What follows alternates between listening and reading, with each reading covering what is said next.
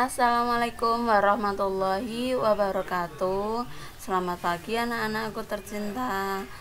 Alhamdulillah kita berjumpa lagi meskipun lewat pembelajaran daring.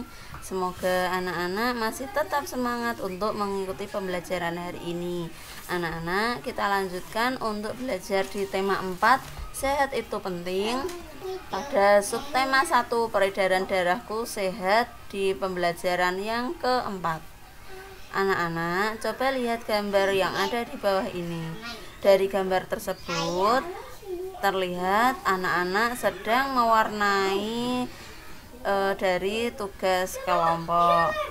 Dari gambar tersebut, apa wujud tanggung jawab Deli dan teman-teman? Apa pentingnya kerjasama dalam kelompok? Nah, anak-anak, hari ini kita akan belajar hak, kewajiban, tanggung jawab sebagai warga masyarakat. Deli dan teman-teman mengantarkan nenek yang mereka temui di jalan ke klinik. Untuk menjaga keamanan, mereka memarkir sepeda di tempat parkir dan tidak lupa menggemboknya. Yang dilakukan oleh Deli dan teman-temannya tersebut merupakan bentuk kewajiban dan tanggung jawab terhadap warga masyarakat dan juga keamanan lingkungan. Setiap individu memiliki hak, kewajiban, dan tanggung jawab sebagai warga masyarakat. Contoh hak yaitu menikmati lingkungan yang bersih dan sehat. Nah, untuk mewujudkan hak kita tersebut, maka kita harus melaksanakan kewajiban dan tanggung jawab terlebih dahulu. Apabila kita menginginkan hak kita menikmati lingkungan yang bersih dan sehat, maka kewajiban kita adalah menjaga kebersihan lingkungan. Sedangkan tanggung jawab kita yaitu bergotong royong membersihkan lingkungan secara teratur dengan penuh rasa tanggung jawab. Nah, selain hak, kewajiban, dan tanggung jawab, kita juga akan belajar untuk memahami makna dari interaksi sosial di lingkungan masyarakat. Dalam kehidupan sehari-hari, manusia berinteraksi dengan orang lain. Interaksi dapat terjadi di lingkungan keluarga, sekolah, maupun masyarakat. Setiap anggota masyarakat menjalin interaksi untuk mencapai tujuan bersama. Salah satu tujuan tersebut adalah menciptakan lingkungan yang bersih, aman, dan tentram. Berikut contoh interaksi sosial di lingkungan masyarakat sebagai upaya menciptakan lingkungan bersih, aman, dan tentram. Yang pertama yaitu melaksanakan kerja bakti secara rutin. Yang kedua yaitu mengadakan ronda malam atau siskamling. Yang ketiga, menyelesaikan masalah lingkungan melalui musyawarah. Yang keempat, saling menghormati dan menghargai sesama. Yang kelima, tidak mengganggu orang lain yang sedang beribadah.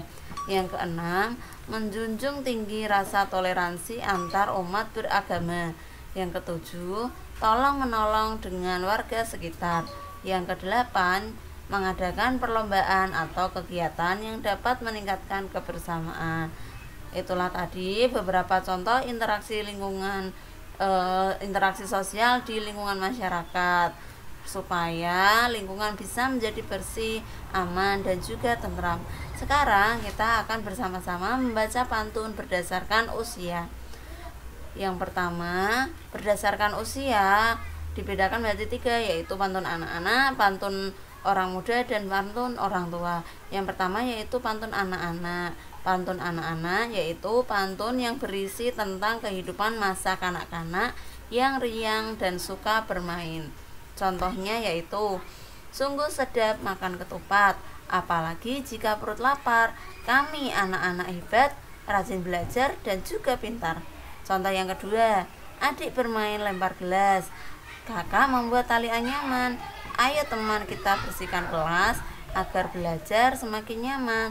Nah, pada pantun yang pertama disebutkan bahwa kami anak-anak hebat, itu menandakan bahwa itu adalah pantun tentang anak-anak. Yang kedua disebutkan bahwa teman-teman untuk mengajak membersihkan kelas supaya belajarnya semakin nyaman. Berarti yang membersihkan kelas adalah anak-anak yang masih sekolah atau di usia anak-anak. Berarti di sini juga pantun anak-anak. Kemudian yang kedua adalah pantun orang muda. Pada pantun orang muda berisi tentang kehidupan masa muda. Contohnya yang pertama, tiba sudah si hari Kamis, mangga di kebun siap dipetik. Semua perempuan berwajah manis, apalagi yang pakai baju batik. Pantun yang kedua, sungguh indah bunga kenanga, tumbuh subur di pojok taman. Wajah adik seindah bunga, apalagi kalau rajin menyiram tanaman. Nah, pada kedua pantun tersebut, pada pantun yang pertama menggambarkan tentang sosok perempuan yang berwajah manis. Berarti di sini adalah pujian kepada perempuan yang berwajah manis. Lah, isi dari pantun ini menggambarkan tentang kehidupan masa muda. Yang kedua juga berisi tentang pujian kepada seorang perempuan yang dipanggil dengan istilah adik, apalagi kalau sedang menyiram tanaman. Pantun yang berikutnya adalah pantun orang tua. Pantun orang tua berisi nasihat atau pesan orang tua kepada anaknya.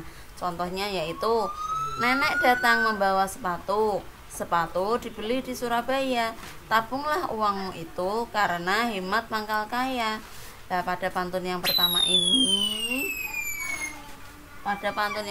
ini diawali dengan kata nenek datang membawa sepatu. Nah, kemudian ada pesan untuk menabung uang karena hemat pangkal kaya. Kemudian pantun yang kedua, ketika badan terasa penat, nyaman bersantai di bangku taman. Sedari muda tak belajar adat, sudah tua tergerus zaman. Nah, pada pantun kedua ini berisi tentang nasihat dari orang tua kepada anaknya, supaya anak-anak muda belajar adat, supaya ketika tua tidak tergerus oleh zaman. Nah, itu merupakan nasihat dari orang tua kepada anaknya, dan ini merupakan pantun orang tua. Nah, berikut hal-hal yang perlu diperhatikan ketika membaca pantun. Yang pertama jelas adalah intonasi atau penekanan tinggi rendah, keras lembut, dan cepat lambatnya suatu kata atau kalimat saat membaca pantun. Yang kedua adalah jeda atau pemenggalan kata. Jeda berguna untuk memudahkan pendengar dalam memahami pantun. Yang ketiga adalah pelafalan huruf atau kata. Pelafalan kata saat membaca setiap kata dalam pantun perlu diperhatikan agar tidak menimbulkan makna yang berbeda. Yang keempat adalah volume suara atau keras lemahnya ucapan juga harus jelas terdengar. Lah anak-anak, pada pembelajaran keempat hari ini Mbak ini cukupkan. Semoga anak-anak bisa memahami dengan baik. Kunci dari keberhasilan dalam sebuah pembelajaran adalah ketekunan dalam membaca dan memahami setiap kalimat, serta keinginan untuk mengingat dari setiap materi yang disampaikan dan mengulang-ulang lagi apa yang sudah disampaikan, bisa melalui melihat video ataupun membaca buku. Terima kasih anak-anak sudah menyimak pembelajaran hari ini. Assalamualaikum warahmatullahi wabarakatuh.